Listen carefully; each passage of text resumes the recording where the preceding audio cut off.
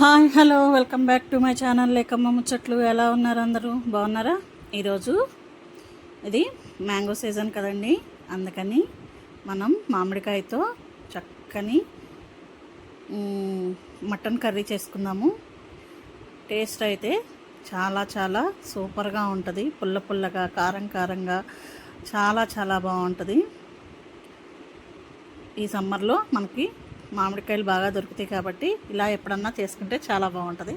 ముందుగా ఒక 1/2 KG mutton తీసుకున్నానండి.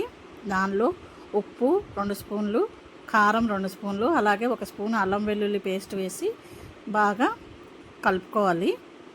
అదంతా బాగా మిక్స్ చేసుకోవాలి.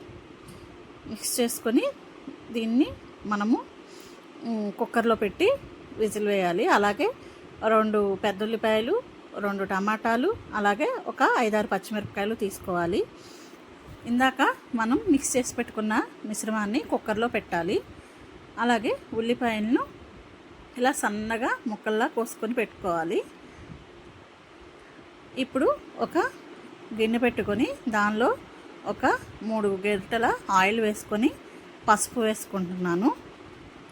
అట్లాగే సన్నగా తరిగినటువంటి ఈ ఉల్లిపాయ ముక్కల్ని నూనె వేగిన తర్వాత దానిలో వేసుకొని వేయించుకోవాలి.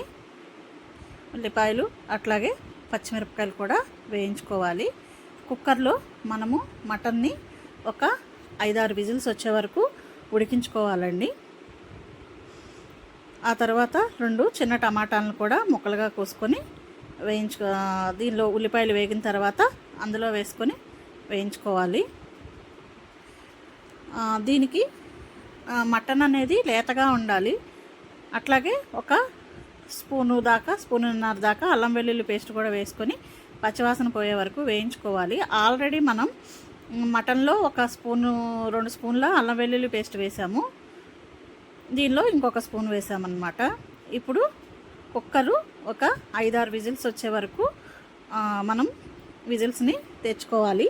మటన్ అనేది బాగా మెత్తగా అవ్వాలండి. ఎందుకంటే మామిడికాయ పులుపు ఉంటుంది కాబట్టి మనము దాన్ని వేస్తే ముక్క అనేది కొంచెం గట్టిపడుతుంది. అందుకని మటన్ని మనం బాగా ఉడికించుకోవాలి. అల్లం వెల్లుల్లి పేస్ట్ కూడా ఉడికిపోయిందండి. ఇప్పుడు ఒక 2 టమాటాలని కోసి పెట్టుకున్నాం కదా, అది కూడా వేసుకొని టమాటాలు మగ్గే వరకు మగ్గించుకోవాలి.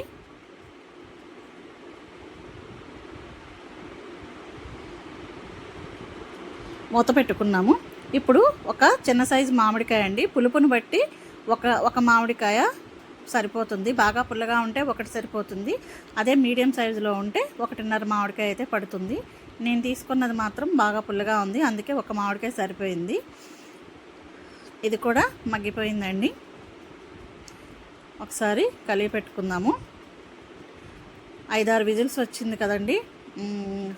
దాన్ని ఇప్పుడు మటన్ని దీనిలో వేసుకొని ఉడికించుకోవాలి.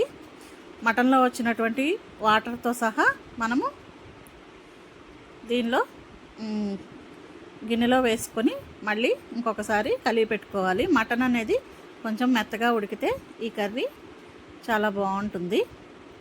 పులుపుని మ్యాంగో పులుపుని కూడా చూసుకొని వేసుకోవాలి. అప్పుడే కూర టేస్టీగా ఉంటుంది. ఉప్పు కారం ఎక్కువే పడుతుందండి, ఎందుకంటే మనం పులుపు యూస్ చేస్తున్నాం కాబట్టి దీనికి ఉప్పు కారము ఎక్కువే పడుతుంది. ఇప్పుడు మటన్కి ఆ గ్రేవీ మొత్తాన్ని పెట్టాము. ఒకసారి 1-2 నిమిషాలు మళ్ళీ మూత పెట్టుకుందామండి. చాలా చాలా బాగుంటుంది. పుల్ల పుల్లగా, కారం కారంగా, చాలా టేస్టీగా, స్పైసీగా ఉంటుంది. ఇప్పుడు వాటర్ పోసుకుందామండి. ముక్కలు మునగా వాటర్ పోసుకోవాలి. వాటర్ పోసుకొని బాగా ఉడకనివ్వాలి.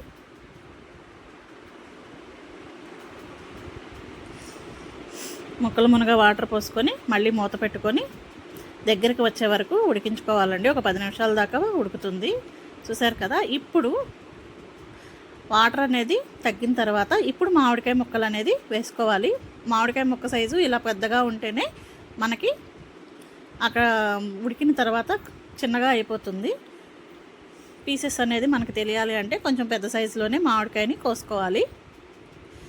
ఒకసారి తిప్పేసుకొని ఒక్క 5 నిమిషాలు మాత్రం ఉడకనివ్వాలి. మామిడికాయ త్వరగానే ఉడికిపోతుంది. ఆ మామిడికాయ పులుపంతా ఈ కర్రీకి పట్టే విధంగా కలుపుకొని పెట్టేసుకొని మూత పెట్టేసుకోవటం అండి.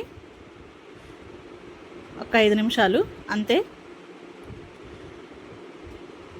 చూసారు కదా, మామిడికాయ మటన్ అయితే రెడీ అయిపోయింది. లాస్ట్లో కొత్తిమీర అలాగే పొడి మసాలా వేసుకొని ఇంకా దించేసుకోవటమే.